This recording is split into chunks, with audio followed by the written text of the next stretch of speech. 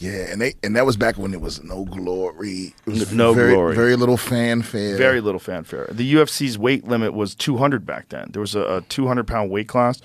Like right around then, they started putting in a weight class. So like when Tito Ortiz was a champ, it was like, I believe it was 200. And then they moved it up to 205 later. They changed it. But I think like when Frank Shamrock was a champ, I believe the weight class was 200. And you couldn't be over that? Yeah, that was like, I think there was like a couple of weight classes. I think they started instituting weight classes and they had like a 55 and then they had like a 70 and then they started sticking them all in there.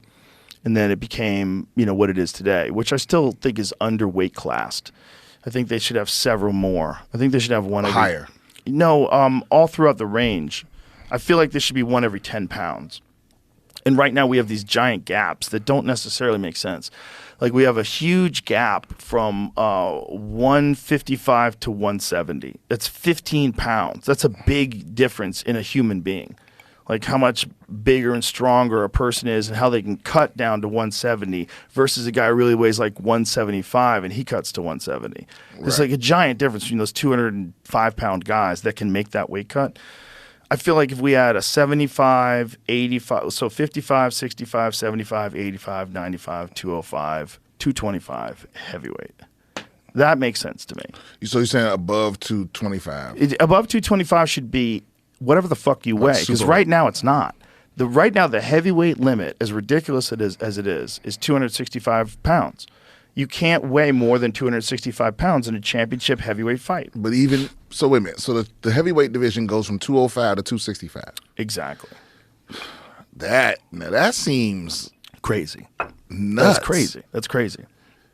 It's when you got guys like Francis, it becomes crazy. Right, because touch of death, 6'5", 265 natural. Like Francis gets above 265 when he's not training, but he's not allowed to be. When he fights. When he fights, he has to lean out. So we saying 10 pounds makes a difference in every other division except the biggest one.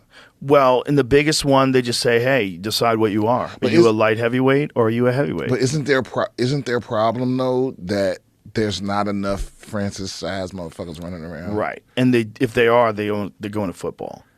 Right. Yeah. Right. If you want to get like an elite American athlete that thinks he's going to have a future making millions of dollars and you're a 6'5" kid and you're huge, you don't get into MMA. And a lot of those guys, they would have a hard time making 265. How about that? Yeah, bro.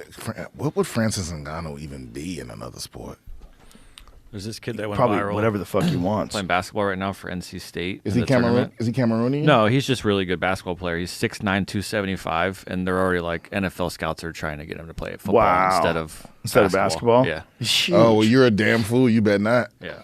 Oh. Yeah, basketball, you don't get brain damage. You don't get brain damage, and their contracts are fully guaranteed. So all your money's guaranteed. If you get hurt, all that. So that's better. The NFL will never do that. Yeah, they can't. No, if Isn't that crazy? Yeah, if it's my kid and he gets to choose between the NFL and any other major sports, I'm taking the other one. 100%. All day. For sure. Yeah, all day. You don't want those knocks. And the baseball players, they're making tons of money. All guaranteed. Yeah. Yeah. It's like if you hear a football player got a $50 million contract,